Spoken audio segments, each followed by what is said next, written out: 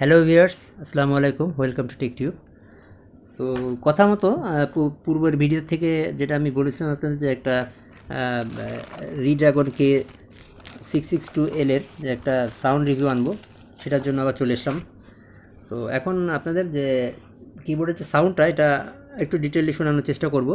তো এখন আর কি কথা না বাড়ায় আমি শুরু করছি সাউন্ড টেস্টটা।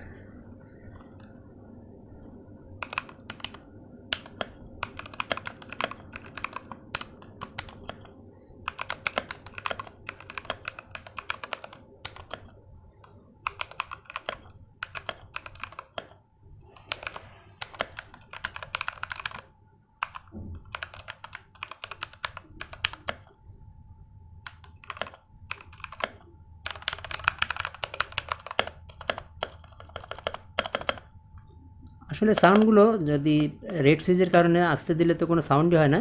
যারা টাইপিং করবে একটু জোরে জোরে প্রেস করা লাগে তাদের জন্য সাউন্ডটা।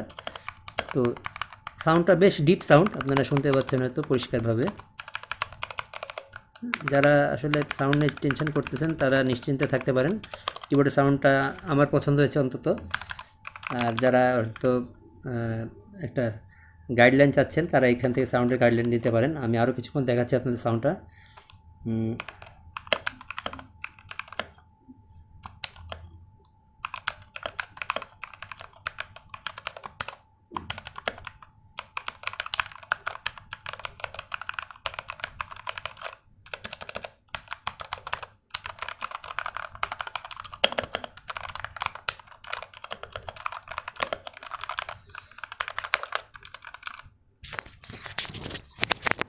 তো এই হচ্ছে সাউন্ড টেস্টটা।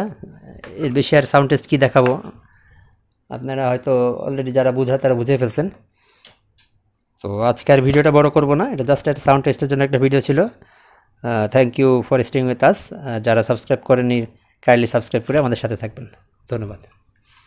আসসালামু আলাইকুম।